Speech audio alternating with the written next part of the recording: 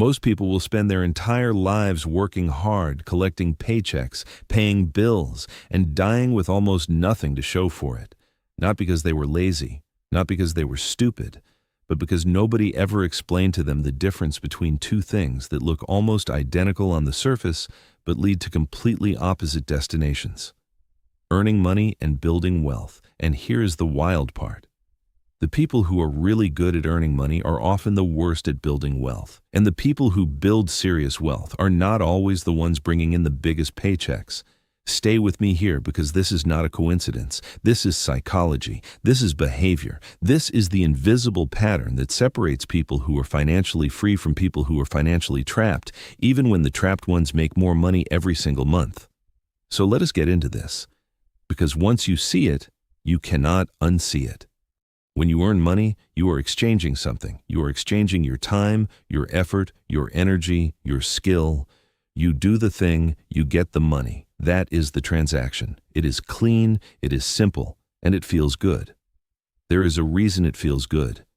And we're going to talk about that in a minute, because that feeling is actually one of the biggest psychological traps you will ever fall into.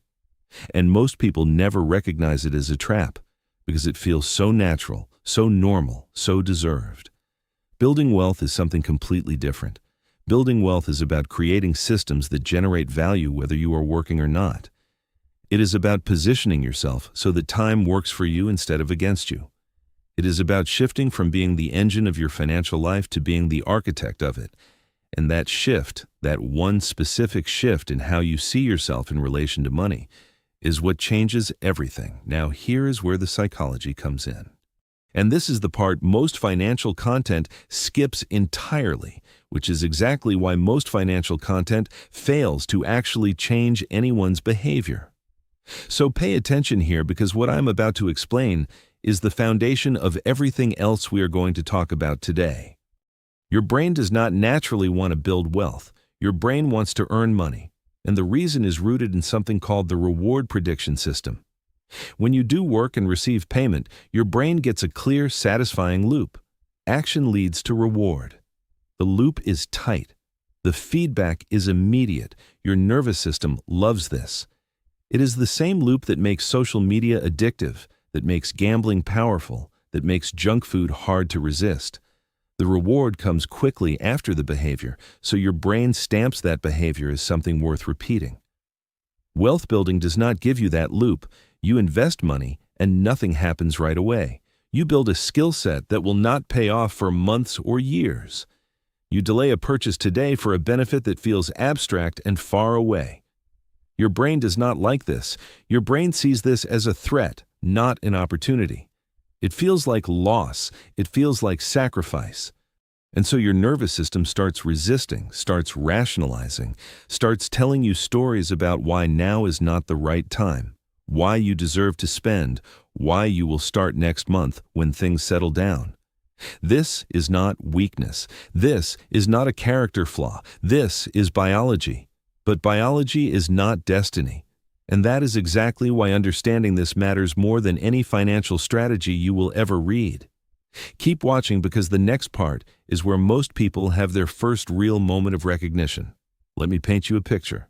Two people, same city, same age, similar backgrounds. One of them earns $60,000 a year. The other one earns $40,000 a year. 5 years from now, the person earning $40,000 has built a net worth of $90,000. The person earning $60,000 has almost nothing saved and is carrying significant debt. How does this happen? The person earning more money experienced what psychologists call lifestyle inflation. Every time their income went up, their spending went up to match it. The new raise funded a nicer apartment. The bonus funded a vacation. The promotion funded a better car. Each individual decision felt completely justified. Each decision in isolation made total sense. But the pattern, the accumulated behavioral pattern, was silently destroying any possibility of building real wealth.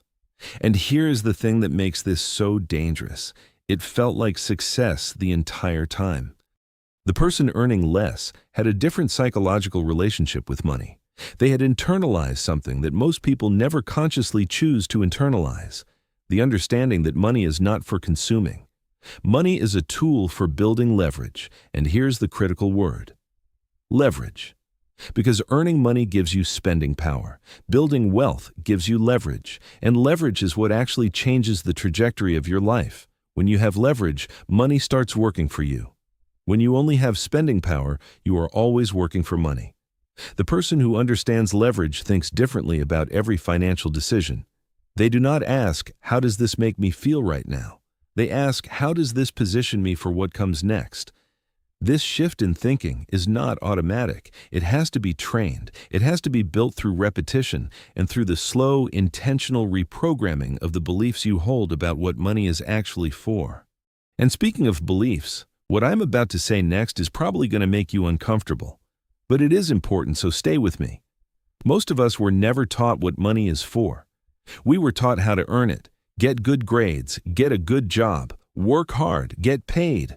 That is the entire curriculum most people receive about money. What you do with it after you have it, how you think about it, how you relate to it psychologically, all of that was left blank. And nature abhors a vacuum.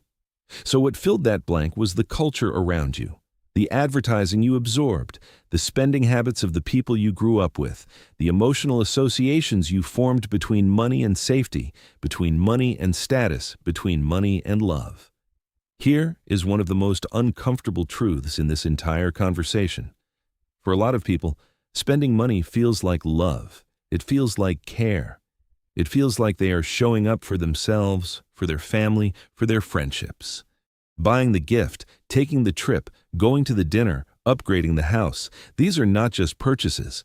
They are expressions of identity and connection. And when you tell someone to stop spending, you are not just asking them to change a financial habit. You are asking them to separate their sense of love and belonging from the behavior that currently represents it. That is a deep psychological shift. That is not about budgeting. That is about identity. And this is why the standard financial advice fails so many people, because it addresses the behavior without addressing the belief system underneath the behavior. It is like trying to fix a leaking pipe by mopping the floor. You can mop forever, and the floor will always be wet until you deal with what is actually causing the water. And that belief system, the one underneath almost all financial struggle, is the one I want to expose right now. The belief is this: money is meant to be felt, meaning you are supposed to feel the money. You are supposed to feel it through comfort, through pleasure, through experiences, through status. And the moment you have money, the pressure to feel it begins. This is a consumer psychology that has been deliberately cultivated over decades by industries that profit from your spending. It is not your fault that you inherited this programming, but it is your responsibility to examine it. Because here is what builders understand at a bone-deep level that most earners will never figure out. The less you feel the money right now, the more powerful it becomes. Wealth accumulates in silence. It accumulates in the accounts you are not touching, in the investments you are not monitoring obsessively, in the assets you are building slowly and consistently while your lifestyle stays intentionally flat. And I know that does not sound exciting. I know that does not sound like the kind of thing you want to share on social media, but it is the truth about how real wealth is actually built, and it is the truth that most people never hear, because nobody profits from telling you to do less and wait longer. Now let us talk about something that almost nobody talks about in this space: the identity of being an earner versus the identity of being a builder. Because this is the invisible fork in the road that determines everything, and most people pass it without even realizing there was a choice to make. When you identify primarily as an earner, your worth is tied to your income. You feel good when the number goes up. You feel anxious when it stays flat. You make career decisions based on what pays more right now. You measure your success against other people's visible income. You are constantly in motion, constantly hustling, constantly producing, because the moment you stop, the money stops, and if the money is your identity, you stop too. This identity is exhausting, but it is also deeply seductive because our culture celebrates it. The grind is glorified. The hustle is praised. The person working 80-hour weeks is held up as aspirational. And so the earner identity gets reinforced constantly by the world around you. Every motivational post, every success story, every conversation about ambition is pointing you back toward earning more, not building smarter. The builder identity is quieter. Builders are less visible. They are not always the ones with the flashiest lifestyle or the most impressive income figure. But they are the ones who over 10 or 20 years end up with actual freedom. Because they were not just collecting a paycheck, they were building something that could outlast them, something that did not require their constant presence to keep generating. And that difference, quiet as it looks from the outside, is the difference between a life of financial pressure and a life of financial power. Shifting from an earner identity to a builder identity is one of the most significant psychological transformations a person can make. And it starts not with a financial plan, but with a question. A question I want you to sit with after this video is over. The question is this: who am I when I am not earning? If that question makes you uncomfortable, that discomfort is data. It means your sense of self is more tied to your income than to your values, your vision, or your actual capabilities. And that tie, that psychological anchor to earning, is what will keep you on the hamster wheel long after you have the resources to step off. Let us talk about time, because this is where the difference between earning and building becomes most visible, and most people do not see it clearly until it is too late. And I mean that literally. They see it clearly when they are in their 50s or 60s, and they realize they have been running a race with no finish line. When you earn money, you are converting time into money, 1 hour in, 1 hour of payout. Even if you are making a lot per hour, the ceiling is the same. There are only so many hours in a day. There are only so many years you can do it at full capacity. Time is the resource you are spending, and it is the one resource you can never recover. When you build wealth, you are converting money into time. You are using money to purchase future freedom. You are buying back your hours. You are creating a future where your financial life does not depend on your constant physical presence. This is a completely different transaction, and it requires you to think about money in a completely different way. Instead of asking, "What can I buy with this money?" the builder asks, "How long will this money work for me if I put it here?" Instead of asking, "How much does this cost?" the builder asks, "How many hours of future freedom does this cost me?" That reframe alone changes every single financial decision you will ever make. Write that down if you need to, because that question is worth more than most financial advice you will ever pay for. And here is something important that I do not want you to miss. You do not need a lot of money to start building. You need the right mindset operating on whatever money you currently have. Because the mindset, the behavior, the identity of a builder, that is the thing that scales. That is the thing that takes a small amount of money and slowly, consistently, patiently turns it into something significant. Without the mindset, a large amount of money means nothing. We have all seen the lottery winners who are broke within 5 years. More money entering a broken system does not fix the system. It just gives the broken system more material to work with. You have to fix the system first.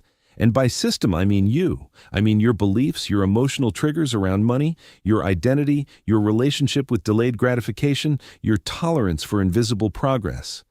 And that brings me to something that I think is the most misunderstood concept in all of personal finance. Delayed gratification is usually talked about as willpower, as resistance, as saying no to the cupcake, no to the vacation, no to the new phone. And when you frame it as resistance, it is exhausting. It is a constant war against yourself. And wars against yourself are wars you eventually lose because you are always on both sides. But builders do not experience delayed gratification as resistance. Builders have reframed the future reward so vividly, so concretely, so emotionally, that passing on the current reward does not feel like deprivation. It feels like protection. It feels like they are protecting something that matters deeply to them. And that shift from resistance to protection changes the emotional experience of every financial decision you make. It changes the internal narrative from "I cannot have this" to "I am choosing something better." This is why vision matters so much in the psychology of wealth, not the vague, generic vision of being rich or being free or being comfortable. I mean a specific, textured, emotionally charged vision of what your life looks like when you have built what you are building. Where are you living? What does your morning look like? Who are you spending your time with? What are you working on because you want to, not because you have to? How does it feel in your body to have that kind of freedom? When that vision is real and vivid and alive in your nervous system, the sacrifices along the way stop feeling like sacrifices. They start feeling like investments in the version of yourself that you are actively moving toward. And that psychological reframe is not a trick. It is not a motivational hack. It is a genuine reorganization of how your brain processes financial decisions day after day after day. Because your brain makes decisions based on emotional weight, it is always comparing the emotional weight of this moment against the emotional weight of what comes later. When right now feels heavy and real and immediate, and the future feels abstract and uncertain, you will always choose right now. But when the future feels as real and as emotionally present as this moment, the math changes. Your brain starts making different calculations, and those different calculations start producing different behaviors. And those different behaviors, repeated over months and years, build a completely different financial reality than the one you are currently living in. This is the silent work. This is the work that happens in the mind before any of it shows up in the bank account. This is why two people can sit in the same financial literacy class, learn the same information, and walk out with completely different results 5 years later. Because information alone does not change behavior. Emotional identity changes behavior. Psychological reprogramming changes behavior. The way you see yourself in relationship to money changes behavior. Everything else is just noise. And so the real question is not how do I earn more? The real question is, who do I need to become in order to build wealth? Because becoming is the prerequisite to having. You do not build wealth and then become a builder. You become a builder, you develop the psychology, the beliefs, the behaviors, and then the building follows naturally as an expression of who you already are. Here is where I want to leave you, and I want you to hear this clearly. Because this is the thing that changes everything if you let it. There is a version of you that has already figured this out. A future version that is living with the kind of financial freedom that feels completely out of reach right now. And that version of you did not get there by earning more. They got there by thinking differently, by valuing something differently, by making the quiet, invisible, unglamorous choice again and again to build instead of just earn. The gap between where you are and where that version of you is does not live in your bank account. It lives in the space between what you believe about money and what is actually possible for you. And that gap can close, not instantly, not dramatically, but consistently, silently, powerfully, the way all real wealth has always been built. The difference between earning money and building wealth is not a financial difference. It is a psychological one. And now that you see it, the only question left is whether you are going to keep operating from the old system or start building the new one. That decision, made right now in this moment, is worth more than any paycheck you will ever receive. If this resonated with you, the next video is going to go even deeper into the specific psychological patterns that keep people stuck in the earning cycle and exactly how to break out of them. Watch that next, because what comes after this is where the real transformation starts. Until next time.